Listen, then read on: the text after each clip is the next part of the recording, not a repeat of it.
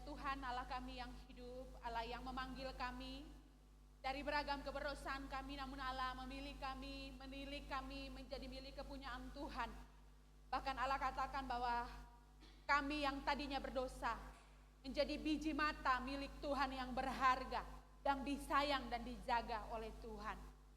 Ya Tuhan, pada kesempatan pagi menjelang siang ini, meskipun cuaca yang dengan curah hujan yang cukup tinggi, bisa saja dari sisi kenyamanan kemanusiaan kami memilih tidak hadir di rumah Tuhan. Tapi di dalam anugerah Tuhan, Tuhan masih mempercayakan kami waktu yang begitu berharga untuk kami berdiam bersama, memuji Tuhan, menyembah Tuhan, bahkan mempersiapkan diri, belajar dan dibentuk oleh kebenaran firman Tuhan. Hari ini kami minta sekali lagi, Tuhan Allah berdaulat atas pemberitaan firman Tuhan ini. Hamba Tuhan yang berdiri di tempat ini, urapi bibir mulut hambamu, biarkan isi hati Tuhan tersampaikan melalui bibir mulut hambamu ini. Seluruh jemaat Tuhan yang telah mempersiapkan diri menerima berkat firman Tuhan, Tuhan memberkati. Dalam nama Yesus Kristus kami berdoa. Amin. Bapak Ibu Saudara, shalom untuk kita semua. Kita persiapkan bagian kebenaran firman Tuhan untuk kita renungkan bersama pada hari ini dari Injil Lukas pasal 9 ayat 57 sampai 62. Lukas pasalnya yang ke-9 ayat 57 sampai ayatnya yang ke-62.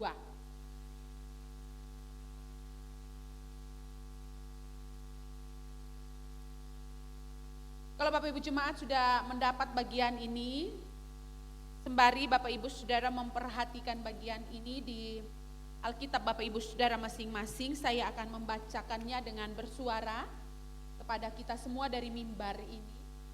Demikian firman Tuhan. Lembaga Alkitab Indonesia memberikan judul perikop ini, Hal Mengikut Yesus, ayat 57. Ketika Yesus dan murid-muridnya melanjutkan perjalanan mereka, berkatalah seorang di tengah jalan kepada Yesus, "Aku akan mengikut engkau kemana saja engkau pergi." Yesus berkata kepadanya, "Serigala mempunyai liang dan burung mempunyai sarang, tetapi anak manusia tidak mempunyai tempat untuk meletakkan kepalanya." Lalu ia berkata kepada seorang lain, "Ikutlah aku." Tetapi orang itu berkata, "Izinkanlah aku pergi dahulu menguburkan Bapakku." Tapi Yesus berkata kepadanya, "Biarlah orang mati menguburkan orang mati, tetapi engkau pergilah dan beritakanlah kerajaan Allah di mana-mana." Dan seorang lain lagi berkata, "Aku akan mengikut engkau Tuhan, tetapi izinkanlah aku pamitan dahulu dengan keluargaku." Tetapi Yesus berkata, "Setiap orang yang siap untuk membajak, tetapi menoleh ke belakang, dia tidak layak untuk kerajaan Allah." Demikian firman Tuhan.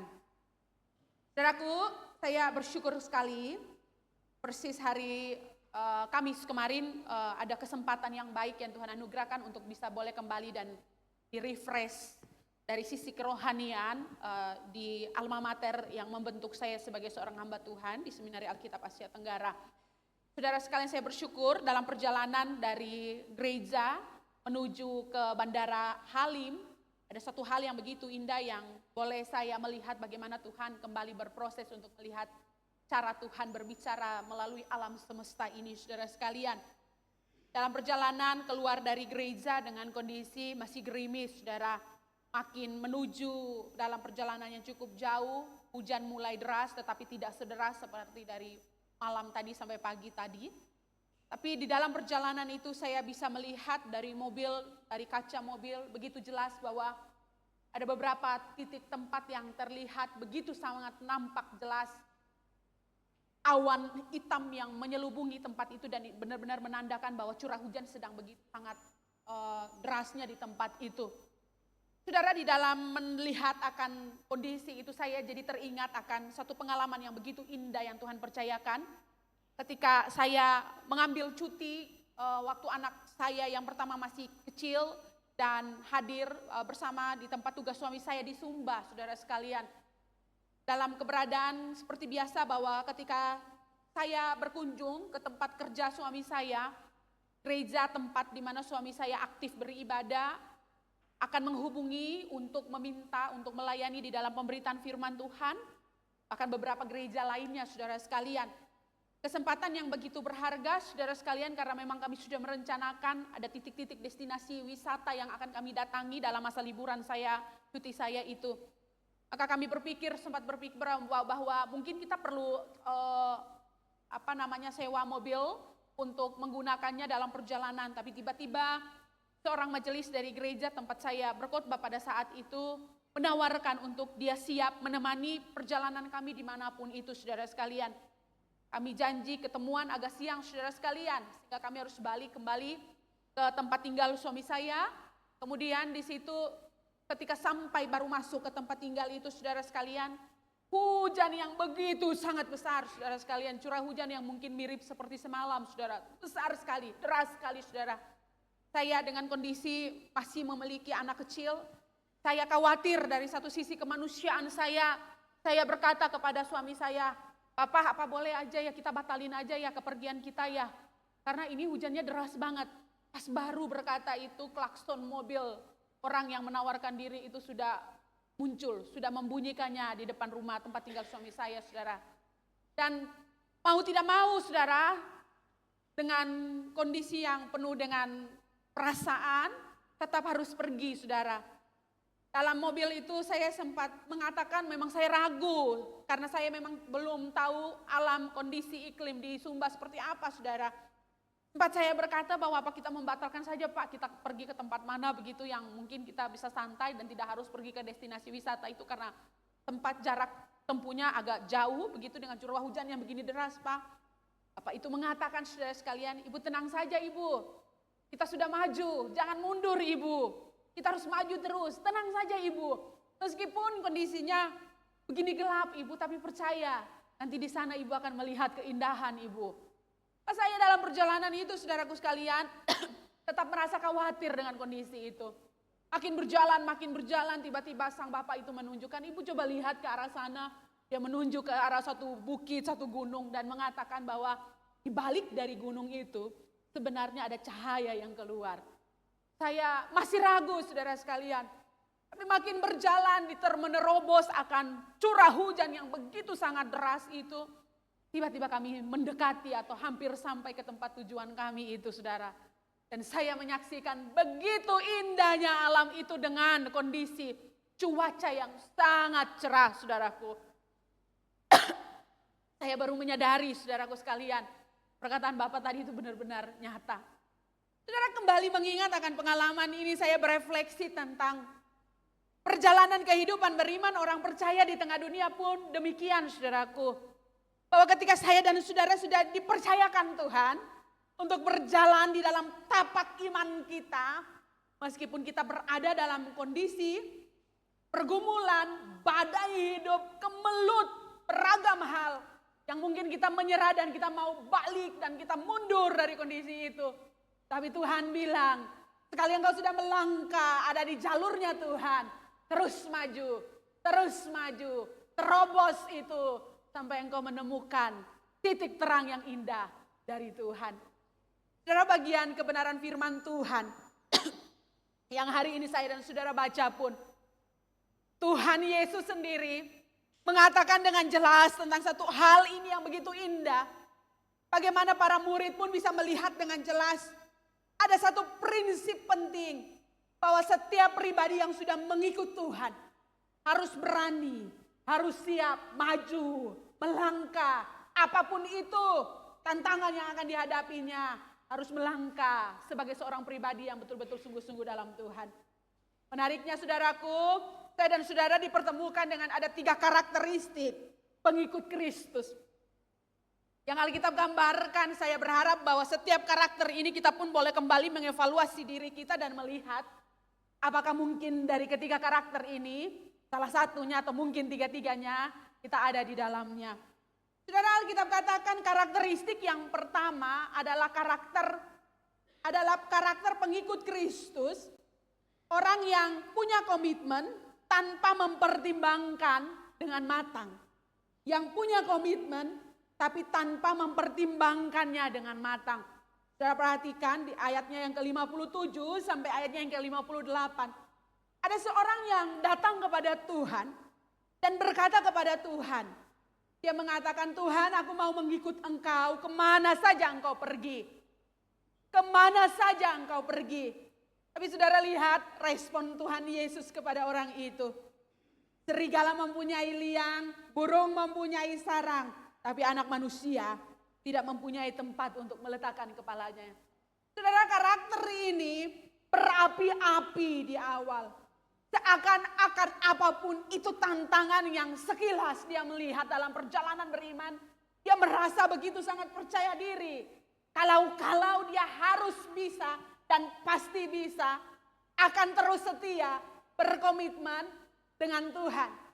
Tetapi pada faktanya saudara sekalian memperhatikan, ketika dia dengan idealis yang begitu sempurna, menyodorkan kerinduannya untuk mengikut Tuhan, tapi Tuhan nyatakan atau Tuhan paparkan faktanya bahwa orang mengikut Tuhan akan mengalami kondisi ini. Menariknya pada bagian ini Alkitab tidak melanjutkan apakah diskusi lebih lanjut dari orang pertama ini. Tapi saya yakin mendukung dari beberapa pernyataan daripada beberapa penafsir bahwa orang ini ragu untuk kembali mempertimbangkan lagi komitmennya yang matang kepada Tuhan atau tidak. Saudara, kita ada di gambaran karakter ini.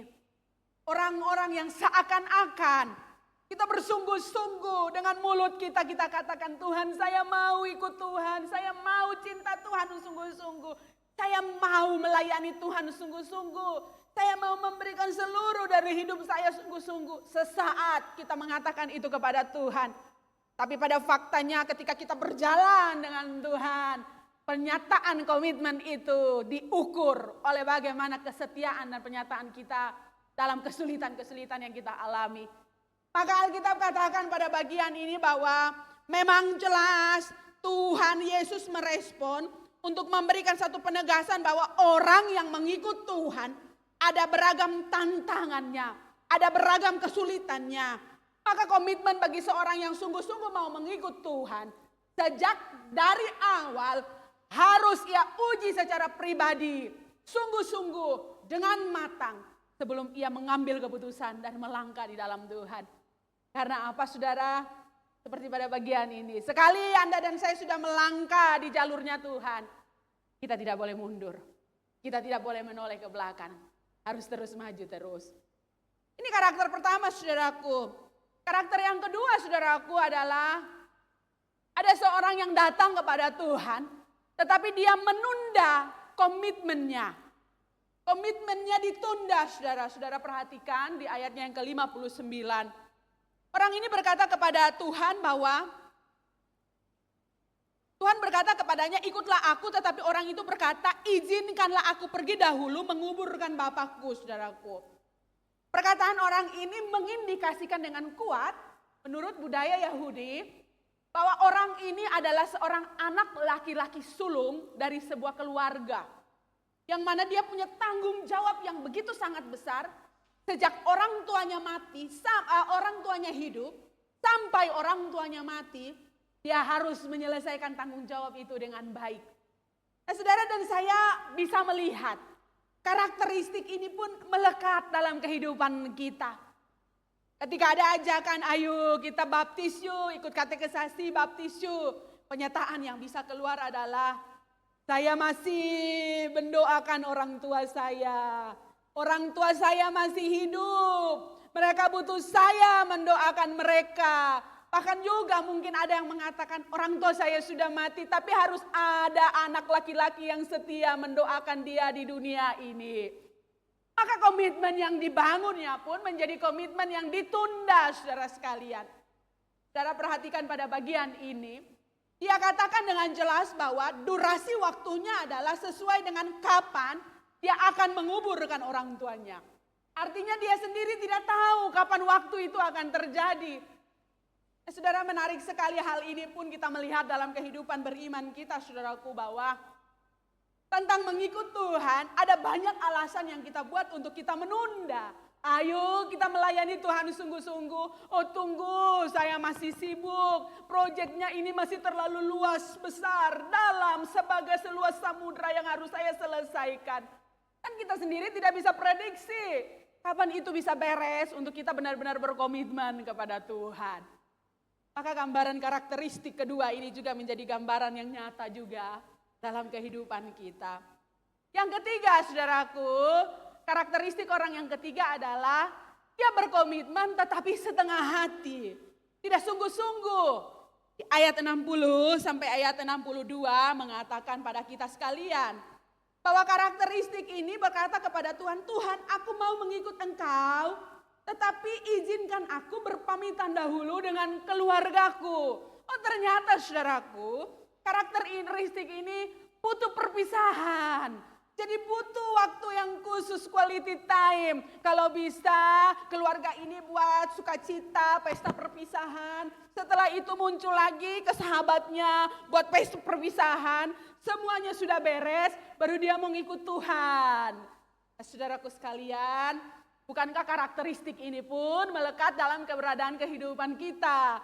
Ketika kita diminta atau ketika kita punya ada gerakan untuk kita mau mengikut Tuhan, kita mengatakan dengan sungguh, tunggu, saya harus menyelesaikan, ini urusannya sangat penting. Melekat dengan keluarga, orang-orang ini belum bisa saya tinggalkan. Urusan pesta ini beres dulu, ini itu betul. Semua belum selesai, baru saya mengikut Tuhan. Saudara, dengan demikian komitmen ini adalah komitmen yang penuh dengan keraguan dan dengan setengah hati. Saudara, kadang-kadang kita berada dalam kondisi karakteristik ketiga ini juga. Bahwa kalau kita sudah mengambil satu kesempatan untuk mengikut Tuhan, kadang kita ragu, Tuhan benar tidak, saya bisa tidak, saya mampu tidak. Pemberesannya nanti sampai tuntasnya saya bisa finishing well tidak Tuhan. Sampai pada periodenya saya bisa tuntaskan tidak. Maka karakteristik seperti ini menjadi karakteristik yang direspon oleh Tuhan Yesus. Saudara perhatikan apa yang menjadi respon Tuhan. Tuhan katakan, setiap orang yang siap membajak tetapi menoleh ke belakang tidak layak untuk kerajaan Allah. Seorang pembajak tidak mungkin di dalam perjalanan membajaknya memutarkan setirnya, karena itu akan mengacaukan ladang itu. Itu akan merusak struktur tatanan ladang itu untuk siap ditanam. Maka saya dan saudara diingatkan dengan baik bahwa ayo sebagai anak-anak Tuhan memperhatikan ketiga karakteristik ini. Apakah ada dari salah satunya yang masih sangat melekat dalam keberadaan kehidupan beriman kita kepada Tuhan. Saudara sekalian yang terkasih di dalam kasih Kristus. Maka penegasan secara khusus dalam Injil Lukas pasal 9 ayat 57 sampai 62 ini bukan tentang bagaimana Tuhan menolak tiga karakteristik tadi yang tidak bersungguh-sungguh, masih mempersiapkan diri, tidak serius. Tetapi ini bicara tentang bagaimana Tuhan mau murid-murid Kristus kembali memiliki konsep untuk mendefinisikan ulang sebuah pengertian yang baik tentang murid sejati yang membutuhkan kehidupan, prioritas, komitmen yang total, bahkan kesediaannya yang sungguh-sungguh mengikut Tuhan meskipun ia diperhadapkan dengan beragam konsekuensi lainnya. Saudara dan saya diingatkan sekali lagi, bagian firman Tuhan ini bicara bukan untuk menolak orang yang ragu mengikut Tuhan, tapi untuk memperbaharui komitmenmu, tapi untuk memiliki pengertian yang baru tentang murid yang sejati itu seperti apa. Sekali lagi, seorang murid sejati itu membutuhkan prioritas. Tuhan adalah prioritas utama dalam hidupnya. Membutuhkan komitmen yang total, iman yang sungguh-sungguh berjalan sungguh dengan Tuhan. Bahkan apapun itu konsekuensi, tantangan, perjuangan yang ia hadapi, ia akan tetap sedia menjalaninya meskipun itu berat bagi dirinya. Maka mari saudara, kita memiliki pemahaman yang benar tentang mengikut Yesus itu. Seperti apa? Bagaimana kita mengikuti Yesus? Mengikut Yesus itu berarti kita menempatkan Dia di atas segalanya. Dia yang tertinggi, yang terutama dari segalanya. meninggal, bahkan kita berani meninggalkan masa lalu kita. Dan kita benar-benar hanya fokus tanpa ada keraguan atas panggilan, kepercayaan, tanggung jawab yang telah Tuhan percayakan kepada kita. Mari miliki pengertian yang benar dalam mengikut Tuhan Yesus. Saudara sekalian yang terkasih dalam kasih Kristus. Dalam mengikuti kegiatan di Seminar Alkitab Asia Tenggara, saya bertemu dengan seorang mantan dosen, seorang ibu yang kami benar-benar merasakan bagaimana figur seorang ibu yang memberikan pengaruh yang sangat baik. Bahkan dalam mata kuliah yang beliau ajarkan kepada kami tentang konflik dalam pelayanan. Satu hal yang tidak pernah saya lupakan ketika saya bertemu dengan ibu ini, saya kembali diingatkan benar-benar pengajarannya. Bahwa ketika seorang hamba Tuhan berhadapan dengan beragam konflik yang ada di dalam pelayanan, dia harus menyadari siapa dirinya. Dia adalah hanya seorang hamba yang tunduk kepada tuannya, yang tidak lagi mementingkan kepentingan dirinya sendiri. Sehingga itu akan membawanya untuk benar-benar terfokus hanya kepada Tuhan. Tantangan seberat apapun yang ia alami, ia tahu diri bahwa ia adalah seorang hambanya Tuhan yang siap untuk melayani, melakukan apa yang menjadi kehendak sang tuannya. Saudara dan saya adalah pengikut Kristus, hamba-hamba Tuhan, yang Tuhan panggil juga untuk tahu status kita, diingatkan, diperbaharui kembali tentang konsep kita sebagai seorang murid Kristus, hamba-hamba Tuhan, yang mau terus setia di dalam panggilan mengikut Tuhan itu, dengan tertuju fokus kita hanya kepada Tuhan yang paling tinggi di atas segalanya. Dengan demikian saudara, ketika kita tahu Kristus punya peran yang paling tinggi di atas segalanya dalam hidup kita, segala konsekuensi, tantangan, pergumulan, kesulitan, konflik sekalipun, kita tahu diri dan kita menempatkan diri dengan benar, berjalan dalam ketundukan hanya kepada Kristus. Saudara dan saya diingatkan dari kebenaran firman Tuhan ini. Sehingga saudara sekalian, kita ada dan melihat tentang siapa itu Tuhan yang memiliki standar bagi kita manusia. Standar Tuhan, standar dari Allah kepada manusia adalah standar anugerah. Standar anugerah. Anugerah berbicara tentang ketidaklayakan siapapun di tengah dunia ini. Tetapi Allah sendiri yang berinisiatif memberikan, melayakkan dalam belas kasihannya. Itu standar Allah, saudaraku. Tapi pada bagian ini firman Tuhan mengajarkan kepada saya dan saudara, mari bangun standar kita kepada Allah. Lalu standar Allah adalah standar anugerah yang melihat semuanya dalam belas kasihan Allah yang sempurna, tanpa ada pengaruh intervensi manusia, murni hanya dari Allah. Maka mari perhatikan standar kita juga kepada Tuhan. Yang Tuhan mau saya dan saudara lihat adalah kita menjadi orang-orang yang mengikut Tuhan. Mengikut Tuhan itu adalah sebuah komitmen yang datang dari komitmen yang total dari hidup kita. Yang sesuai dengan firman Tuhan. Dan itu mencangkup bagaimana kita berani untuk menyangkal diri, saudara. Menyangkal diri berarti menjadikan Kristus sekali lagi pusat, poros paling penting dari seluruh perjalanan kehidupan beriman kita. Saudara mengikuti kegiatan kemarin, seorang peserta bertanya kepada para pembicara, demikian saudaraku. Bagaimana Injil harus diberitakan ketika seseorang memiliki pemahaman bahwa melalui perbuatan baik Injil itu diberitakan. Apakah identitas keaslian daripada Injil itu akan tergeserkan hanya melalui perbuatan baik yang dituntut dari orang percaya? Sebuah jawaban yang begitu sangat indah yang disimpulkan untuk saya dan saudara pun menyadari. Saya sendiri diteguhkan kembali bahwa berita tentang Injil bukan hanya stop ada pada konsep Kristus mati, karya Kristus, penyelamatan di dalam Kristus. Tetapi keberlanjutan dari berita Injil itu harus benar-benar masuk, merasuk dalam kehidupan sang pemberita Injil itu. Sehingga di mana dan kapanpun ia berada, seluruh dari eksistensi hidupnya adalah gambaran pemberitaan Injil. Jadi berita Injil ketika kita nyatakan Kristus menyatakan anugerahnya, tidak berhenti sampai situ. Ini akan berdampak dengan sangat baik untuk kehidupan beriman orang percaya. Kita berani menyangkal diri, menjadikan Kristus pusat hidup kita. Segala sesuatu tentang perjalanan kehidupan kita, kita tahu bahwa kita sedang terarah hanya kepada Kristus. Memiliki standar untuk kemuliaan Tuhan juga, saudara, saya dan saudara punya standar, kita memikul salib. Kita rela menderita untuk melayani. Rela menderita untuk melayani saudaraku sekalian.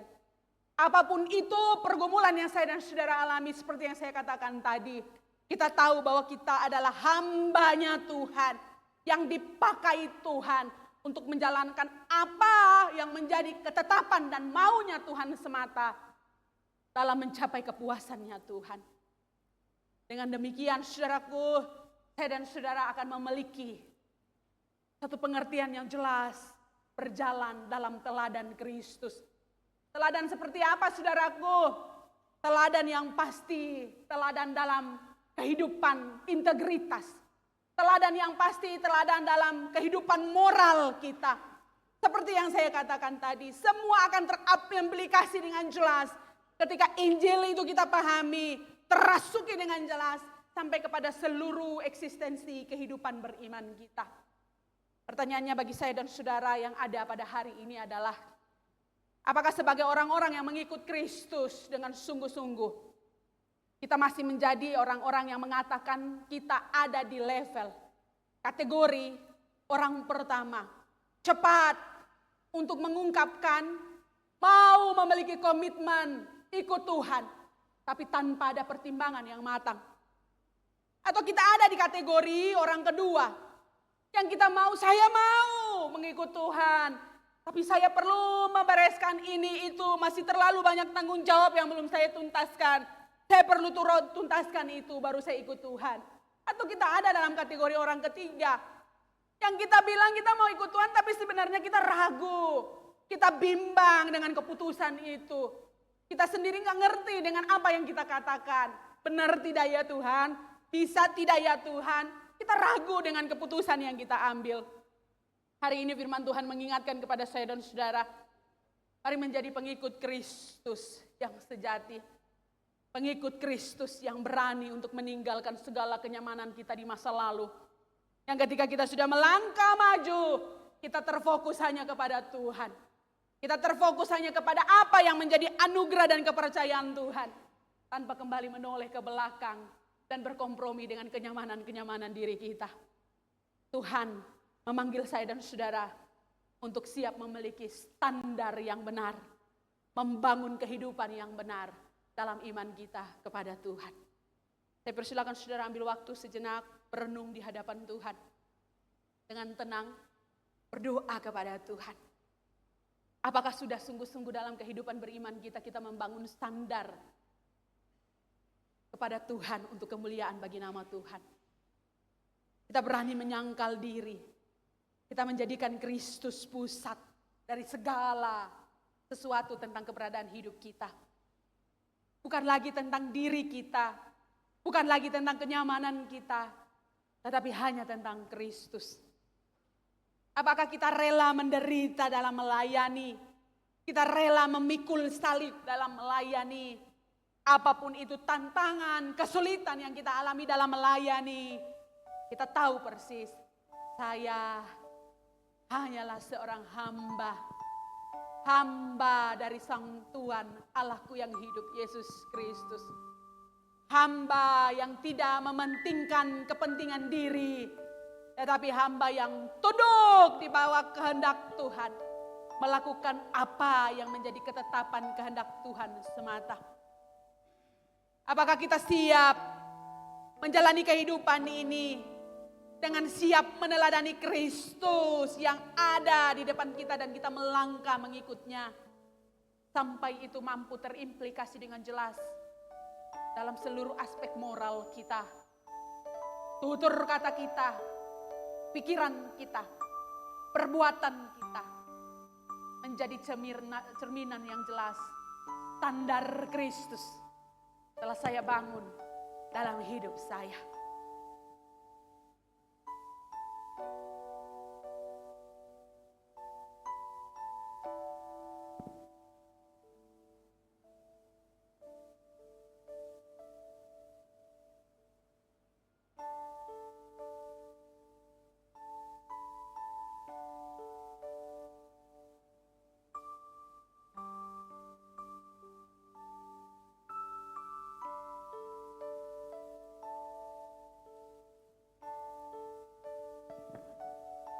Ya Tuhan Allahku yang hidup, Allah yang mengasihi kami secara tuntas dan total. Allah yang memperkenankan kami melihat karya agung-Mu, standar ilahi-Mu dalam anugerah-Mu yang sempurna. Kami mau tunduk dalam otoritas-Mu. Kembali memperbaharui definisi pengertian tentang murid sejati dalam Tuhan. Yang mau total dalam seluruh hidup kami, kami berikan yang terbaik. Hanya Kristus menjadi pusat dalam perjalanan kehidupan beriman kami. Hamba Tuhan sudah selesai berbicara pada saat ini.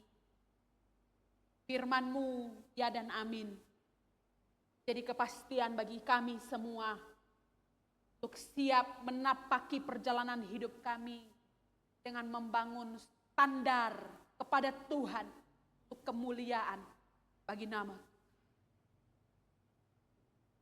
Dalam nama Tuhan Yesus kami berdoa. Amin.